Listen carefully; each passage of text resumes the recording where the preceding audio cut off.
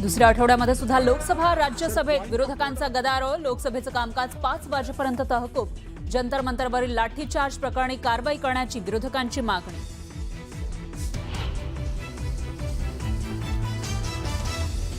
केंद्रीय मंत्री जितेंद्र सिंग यांनी लोकसभेमध्ये सार्वजनिक परीक्षा दुरुस्ती विधेयक मांडलं।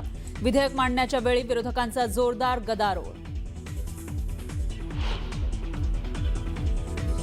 विद्यार्थ्यांवर लाठी हल्ला करण्याचे आदेश कुणी दिले? संजय राऊतांचा सवाल। तर गेल्या 10 वर्षात शिक्षण पद्धतीचं वाटोळं करण्याचं काम झालं। राऊतांचा केंद्र सरकारवर हल्लाबोल।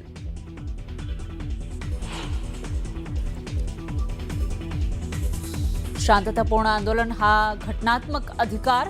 पोलीस बळाचा गैरवापर अमान्य। आंदोलनावर सुप्रीम कोर्टाची टिप्पणी। सोनम वांगचुक यांना रुग्णालयामधून डिस्चार्ज। राजघाटावर जाऊन महात्मा गांधींच्या समाधीचं दर्शन घेऊन लडाखला परतणार।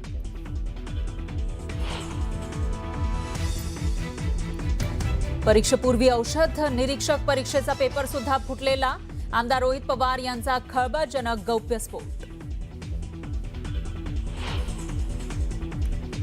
बुलढाण्याच्या सैलानी बाबा दर्ग्यावर दर्शनासाठी आलेल्या भाविकाला मारहाण।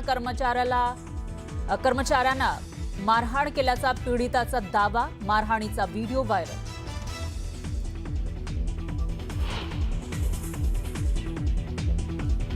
नाशिकच्या MIDC बायपास रस्त्यावर भीषण अपघात। भरधाव टेम्पो थेट पुलावरून खाली कोसळला। अपघाताची घटना CCTVमध्ये कैद। मुसळधार पावसामुळे करंजाळे गावाजवळ रस्ता खचला। माळशेज घाट मार्गे मुंबईकडे जाणारी वाहतूक पूर्णपणे बंद। नागरिकांना पर्यायी मार्गाचा वापर करण्याचं आवाहन।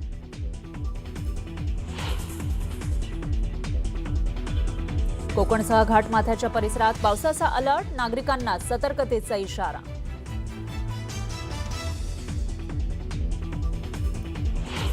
कर्नाटकच्या उडुपीमधील साई भक्ताकडून साईबाबाच्या आणि 1 किलो 204 ग्रॅम चांदीची मूर्ती अर्पण।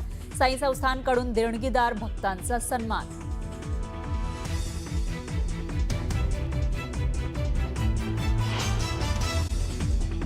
पेपर फुटीची प्रकरणं, परीक्षा व्यवस्थेतील गोंधळ या सगळ्या पार्श्वभूमीवर पंतप्रधान नरेंद्र मोदी यांनी देशातील संपूर्ण परीक्षा प्रणालीमध्येच आमूलाग्र सुधारणा करण्याकरता एका उच्चस्तरीय टास्क फोर्सची घोषणा केलेली आहे। एक उच्चस्तरीय टास्क फोर्स घोषित करण्यात आला। इंस्टाग्रामवर एका विशेष व्हिडिओ संदेशाद्वारे त्यांनी ही माहिती दिली आहे। आधार प्रकल्पाचे प्रमुख शिल्पकार आणि प्रसिद्ध तंत्रज्ञान तज्ज्ञ नंदन नीलेकणी यांच्या अध्यक्षतेखाली ही टास्क फोर्स काम करणार आहे।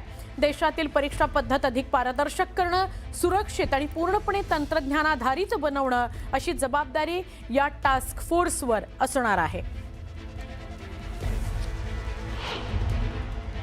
फ्रेंड्स, विद्यार्थियों के भविष्य के लिए भारत सरकार लगातार अनेकविध कदम उठा रही है।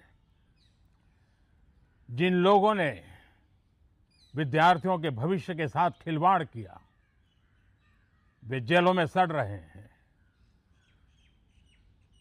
हमने फास्ट ट्रैक कोर्ट बना चुके हैं। हम कल पार्लियामेंट के अंदर भी कठोर कानूनों के प्रावधान के साथ नया कानून बनाने की दिशा में भी आगे बढ़ रहे हैं। लेकिन हमें भविष्य के लिए सोचना है। हमारी परीक्षा पद्धति विश्वस्त हो, हमारी परीक्षा पद्धति ट्रांसपेरेंट हो, हमारी परीक्षा पद्धति में सबसे ज़्यादा अब टेक्नोलॉजी का उपयोग हो। इन सारी बातों को ध्यान में रखते हुए विश्व प्रसिद्ध टेक्नोलॉजी एक्सपर्ट श्रीमान नंदन नीलेकनी जी के नेतृत्व में एक हाई पावर टास्क फोर्स बनाने का निर्णय किया है, जो एग्जामिनेशन रिफॉर्म की तरफ फोकस करेगा और जल्द से जल्द आने वाली परीक्षाओं की विश्वसनीयता को सुनिश्चित करने का काम इसके रिपोर्ट के आधार पर कर दिया जाएगा। पेपर फुटीच्या समूळ उच्चाटनाकरता हे पाऊल उचललं गेलेलं आहे। मास्टर स्ट्रोक आहे हा सरकारचा। कोण आहेत हे सुपर टास्क धुरंधर ते बघूयात। पहिलं नाव आहे S सोमनाथ यांचं, माजी इस्रो प्रमुख आहेत। तपन डेका माजी IB डायरेक्टर आहेत। प्राध्यापक V कामाकोटी संचालक आहेत IIT मद्रासचे. अनिता कारवाल माजी केंद्रीय शिक्षण सचिव आहेत आणि अमृतलाल मीना लॉजिस्टिक्स तज्ज्ञ आहेत. टास्क फोर्समध्ये कोण कोण असणार त्यांची नावं आता आपण बघत होतो. तर या टास्क फोर्सचे सर्वेसर्वा म्हणजेच ज्यांच्यावर मूळ जबाबदारी असेल ते नंदन निलेकणी इन्फोसिसचे सहसंस्थापक आहेत. निलेकणी आधार प्रकल्पाचे प्रमुख शिल्पकार आहेत. IIT मुंबईतील इलेक्ट्रिकल इंजिनिअरिंग केलेलं आहे. 1981 मध्ये 7 जणांकडून इन्फोसिसची स्थापना झाली, त्यातले एक नंदन निलेकणी. इन्फोसिसला जागतिक स्तरावर नेण्यात यांचा मोठा वाटा आहे. 2002 ते 2007 मध्ये इन्फोसिसचे मुख्य कार्यकारी अधिकारी म्हणून त्यांनी काम पाहिलेलं आहे. CJPचा संस्थापक अभिजित दिपके यानं पक्षाची पुढील रणनीती काय असेल ते लवकरच जाहीर करीन असं म्हटलेलं आहे. आंदोलन नुकतंच संपलंय, त्यामुळे नियोजनाकरता थोडा वेळ हवा आहे असं त्याचं आवाहन आहे. पंजाबमधील कथित पेपर लीक प्रकरणावर सुद्धा पक्ष लक्ष केंद्रित करणार आहे असं दिपके म्हणाला. आंदोलनादरम्यान विद्यार्थ्यांवर दाखल करण्यात आलेले गुन्हे मागे घ्यावेत यासाठी सध्या आम्ही सरकारसोबत चर्चा करत आहोत अशी माहिती दिपकेनं दिली.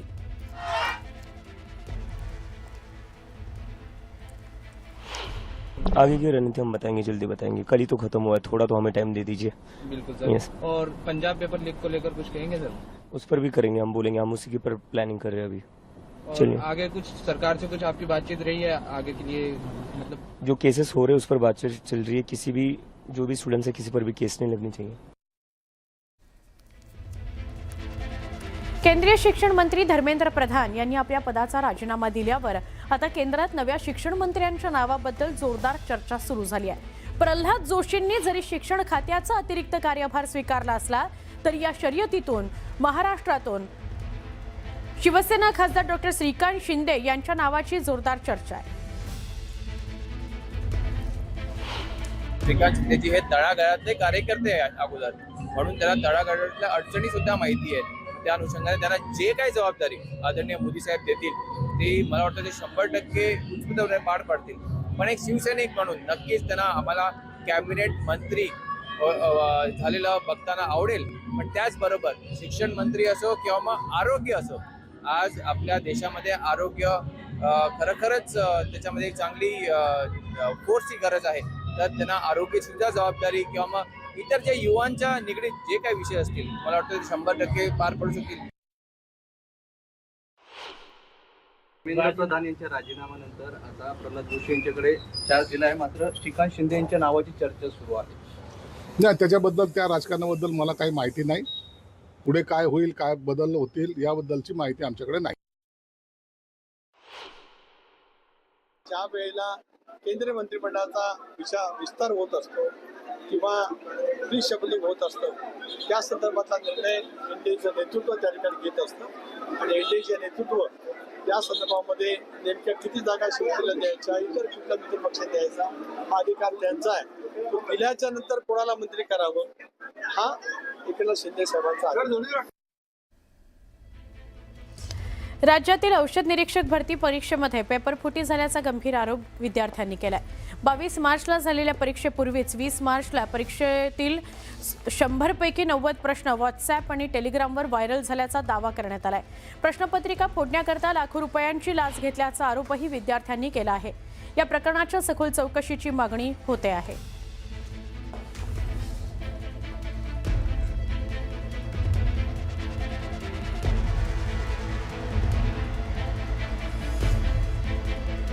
मुंबईच्या शिवाजी पार्कवर झालेल्या तिरंगा रॅलीमध्ये उद्धव ठाकरे यांनी नितीन गडकरी यांचा उल्लेख खड्डा मंत्री असा केला. पुढील आंदोलन इथेनॉलवर होईल असंही ठाकरे म्हणाले. दुसरीकडे आता टोलकरी यांचा राजीनामा झालाच पाहिजे अशी मागणी करत काँग्रेसही आक्रमक झाल्याचं बघायला मिळत आहे. कारण अर्थमंत्री आपल्या निर्मलाबाई घसरत्या रुपयाबद्दल बोलत नाहीत, महागाईबद्दल बोलत नाहीत, पण पेपर फुटीचे फायदे समजून सांगतायत. राजनाथ संरक्षण मंत्री देशाच्या संरक्षणाची बोंब, पण धर्मेंद्र प्रधानच्या संरक्षणासाठी पुढे आलेले. आपले खड्डा मंत्री नाही, रस्ता मंत्री ते इथेनॉल वरती बोलतायत. हा पुढचा विषय नक्की आहे. नीट घोटाळ्यातील प्रमुख आरोपी धर्मेंद्र प्रधान यांच्या राजीनाम्यानंतर आता टोलकरी गडकरी यांचा राजीनामा झाला पाहिजे. सर्वसामान्यांच्या गाड्यांमध्ये इथेनॉल युक्त डिझेल आणि पेट्रोल देत असताना गाड्याची एकीकडे वाट लावली तर दुसरीकडे इथेनॉल निर्माण करणाऱ्या कंपनीने वारेपाप पैसा हा कमवलेला आहे. एकीकडे हा भ्रष्टाचार आहे तर दुसरीकडे नागरिकांना छळणं आहे. त्यामुळे या देशामध्ये एक मोठं स्कॅन्डल हे इथेनॉलच्या अनुषंगाने झालेलं आहे. अरे गडकरी ते देशातील सर्वाधिक लोकप्रिय नेते आहेत की ज्याने देशामध्ये कधी नव्हे एवढं रस्त्यांचं जाळं त्या ठिकाणी निर्माण केलं. आणि अशा वेळेला त्या ठिकाणी महाराष्ट्रातला एक नेता आज दिल्लीत त्या ठिकाणी ताकदीनं काम करतोय. सर्व राज्यांना त्या ठिकाणी आपलंसं वाटणारं असं नेतृत्व आहे आणि त्याच्यावर खड्डा मंत्री बोलणं मला वाटतं उद्धवजींनी हे थांबवलं पाहिजे. याच्याने लोक तुमचं कौतुक करणार नाहीत तर तुमची छितू करतील असं माझं स्पष्ट मत आहे. राज्याच्या महिला आणि बालविकास मंत्री अदिती तटकरे यांनी लाडक्या बहिणींना एक सल्ला दिला. लाडक्या बहिणींनी त्यांना मिळणारं सर्वच 1,500 रुपये शॉपिंगवर खर्च करू नका, त्यातील काही पैसे बचत करा असा सल्ला तटकरेंनी दिला. हा सल्ला देताना त्यांनी एक किस्सा सुद्धा सांगितला. व्यापारी आम्हाला सतत विचारतात की लाडक्या बहिणींचे पैसे कधी मिळणार, कारण ज्यावेळी लाडक्या बहिणींना पैसे मिळतात तेव्हा मार्केट गजबजलेलं असतं असं व्यापाऱ्यांचं म्हणणं आहे, असं अदिती तटकरे म्हणाल्या.